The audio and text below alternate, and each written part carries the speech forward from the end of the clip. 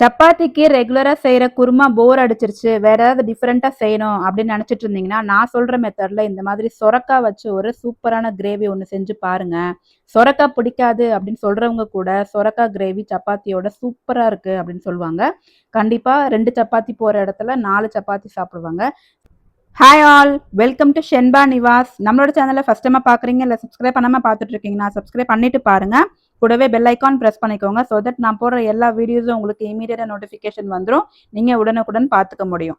So இந்த ultimate combination ரொம்ப சூப்பராக இருக்கும். கண்டிப்பாக தான் நீங்கள் ட்ரை பண்ணி பார்ப்பீங்க. வாங்க அது எப்படி செய்யறதுன்னு பார்க்கலாம். இப்போ ஃபர்ஸ்ட் நம்ம அதுக்கு தேவையான ஒரு மசாலா ஒன்று வறுத்து அரைக்க போகிறோம். ஒரு கடாயில் 1 ஸ்பூன் எண்ணெய் ஊற்றிட்டு பட்டை, லவங்கம், ஏலக்காய், 1/2 ஸ்பூன் மிளகு, 1/2 ஸ்பூன் சோம்பு, 1/2 ஸ்பூன் சீரகம், 1 டேபிள் ஸ்பூன் முழு மல்லி இதெல்லாம் சேர்த்து நல்லா அப்படியே ட்ரையாக ரோஸ்ட் பண்ணிக்கோங்க. ஸ்லோ ஃப்ளேமில் வச்சு நல்லா வாசனை வர வரைக்கும் கரிஞ்சிராம பார்த்து வறுத்துக்கோங்க. இப்போ பார்த்தீங்கன்னா இது கூடவே ஒரு 4 வரமிளகா சேர்த்துக்கிறேன். உங்கள் காரத்துக்கு ஏற்ற மாதிரி நீங்கள் கூட குறைச்சல் சேர்த்துக்கலாம். இது கூடவே வறுத்த வேர்க்கடலையை தோல் உரிச்சிட்டு ஒரு 2 டேபிள் ஸ்பூன் சேர்த்துருக்கேன். இதையும் சேர்த்து ஒரு 2 நிமிஷம் வதக்கிட்டு அதுக்கப்புறம் ஒரு 2 டேபிள் ஸ்பூன் துருவின தேங்காய் சேர்த்துருக்கேன். அதையும் சேர்த்து நல்லா அப்படியே அந்த தேங்காயோட மாய்ஸ்சர் போகிற வரைக்கும் நல்லா வறுத்து விடுங்க. இந்த அளவுக்கு வறுப்பட்டதுக்கு அப்புறம் இதை நல்லா ஒரு பிளேட்ல ஆற வச்சுட்டு அதுக்கப்புறம் நம்ம மிக்சர் ஜார்ல சேர்த்துக்கலாம். இப்போ நான் இது நல்லா ஆறிடுச்சு. ஒரு மிக்சர் ஜார்ல சேர்த்துக்கிறேன். சேர்த்துட்டு இது கூடவே ஒரு 1/4 ஸ்பூன் மஞ்சள் தூள் சேர்த்துக்கிறேன். ஒரு 1/2 ஸ்பூன் காஷ்மீரி மிளகாய் தூள் சேர்த்துருக்கேன். இது கலருக்காக மட்டும்தான். இப்போ நம்ம 2 தக்காளி கட் பண்ணி வச்சிருக்கேன். அதையும் இதுலயே சேர்த்து நல்ல ஃபைன் பேஸ்ட்டை நம்ம அரைச்சிட்டு வந்துட போறோம்.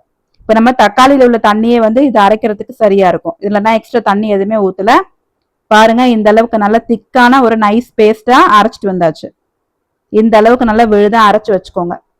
இப்போ ஒரு அகலமான ஒரு கடாயில ஒரு 2 டேபிள் ஸ்பூன் எண்ணெய் ஊத்திட்டு கடுகு, உளுத்தம் பருப்பு இதெல்லாம் போட்டு பொரிய விடுங்க. கொஞ்சம் கருவேப்பிலை சேர்த்துக்கோங்க. ஒரு 2 மீடியம் சைஸ் ஆனியனை இந்த மாதிரி சாப்பர்ல போட்டு நல்லா பொடிசா சாப் பண்ணி அதையும் சேர்த்துக்கோங்க. நல்ல வெங்காயம் வதங்கட்டும். இந்த அளவுக்கு வதங்கினதுக்கு அப்புறம் 1 டீஸ்பூன் இஞ்சி பூண்டு பேஸ்ட் சேர்த்து அதையும் நல்லா வதக்கி விடுங்க.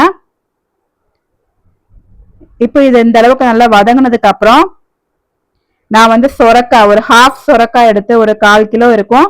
அதை எடுத்து நல்லா வாஷ் பண்ணிட்டு இந்த மாதிரி கியூபா கட் பண்ணி வச்சிருக்கேன். இது அப்படியே சேர்த்து இதுல நல்லா அப்படியே ஒரு 2 நிமிஷம் நல்லா வதக்கி விடுங்க. இதுக்கு தேவையான உப்பு சேர்த்துக்கிறேன். 1 ஸ்பூன் கல்லுப்பு சேர்த்துட்டு நல்லா வதக்கி விடுங்க. இந்த எண்ணெயிலேயே இந்த சொரக்காய் நல்லா வேகணும். சொரக்காய் நல்லா வெந்ததுக்கு அப்புறம் தான் நம்ம மசாலா சேர்க்கணும். ஒரு 5 நிமிஷம் நல்லா வேக விட்டுட்டு அதுக்கப்புறம் நம்ம அரைச்சு வச்சிருந்த அந்த தேங்காய் விழுதை எடுத்து இதுல சேர்த்துக்கோங்க. இப்போ நீங்க தண்ணி எதுவும் ஊற்ற வேண்டாம். இந்த விழுதை சேர்த்துட்டு அதை அப்படியே நல்லா மிக்ஸ் பண்ணி விடுங்க. அந்த சொரக்காவோட சேர்த்து இதோட பச்சை வாசனைலாம் போற வரைக்கும் அப்படியே எண்ணெய் பிரிஞ்சு வரும். அது வரைக்கும் ஒரு 5 நிமிஷம் ஸ்லோ ஃப்ளேம்ல இதை அப்படியே வேக விடுங்க. மூடி வச்சிடலாம். ஒரு 5 நிமிஷம் கழிச்சு காமிக்கிறேன் பாருங்க. இந்த அளவுக்கு நல்லா பச்சை வாசனைலாம் போயிட்டு சொரக்காவும் நல்லா வெந்திருக்கும். இப்பதான் நீங்க தண்ணி ஊற்றணும். சொரக்காய் வேகிறதுக்கு முன்னாடியே தண்ணி ஊத்துனீங்கன்னா சொரக்காய் ரொம்ப சீக்கிரமா வேகாது. ஸோ எண்ணெயிலே கொஞ்சம் வேகும் போது சீக்கிரமா உங்களுக்கு நல்லா சாஃப்டா வெந்து வந்துடும். இப்போ இந்த கிரேவிக்கு தேவையான தண்ணி ஊத்திட்டு நல்லா மிக்ஸ் பண்ணி விட்டுட்டு உப்பு காரமெல்லாம் செக் பண்ணிக்கோங்க. கரெக்டா இருந்தது அப்படின்னா மூடி வச்சு ஒரு 10ல இருந்து 15 நிமிஷம் அப்படியே சிம் ஃப்ளேம்ல அப்படியே விட்டுருங்க.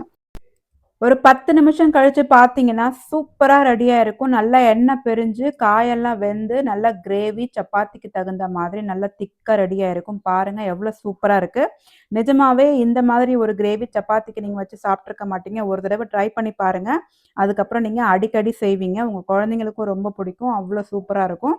இந்த கிரேவி சப்பாத்திக்கு மட்டும் இல்லை, இட்லி, தோசை, சாதம்னு எல்லாத்துக்குமே ஒரு சூப்பர் பர்ஃபெக்டான ஒரு சைட் டிஷ்ஷாக இருக்கும். ஸோ கண்டிப்பாக நீங்கள் ட்ரை பண்ணி பாருங்கள். இந்த ரெசிபி உங்களுக்கு பிடிச்சிருந்தது அப்படின்னா நம்மளோட சேனலை மறக்காமல் சப்ஸ்கிரைப் பண்ணிவிட்டு லைக் பண்ணுங்கள். ஃப்ரெண்ட்ஸ் அண்ட் ஃபேமிலிக்கும் ஷேர் பண்ணுங்கள். நீங்களும் இந்த ரெசிபியை செஞ்சு பார்த்துட்டு எப்படி வந்துச்சு அப்படிங்கிறத கமெண்ட் செக்ஷனில் எனக்கு கமெண்ட்டாக ஃபீட்பேக்காக கொடுங்க.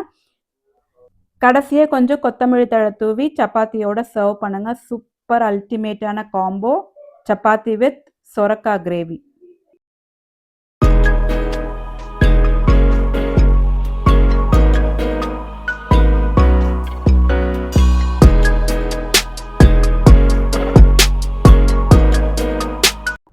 இப்போ இப்போ எல்லாருக்கும் ஒரு இம்பார்ட்டன்ட் அனௌன்ஸ்மெண்ட் நான் கொடுக்க போறேன். யாருக்கெல்லாம் இமிடேஷன் ஜுவல்லரி பிடிக்கும் அப்படிங்கறத கமெண்ட் செக்ஷன்ல கமெண்ட் பண்ணுங்க.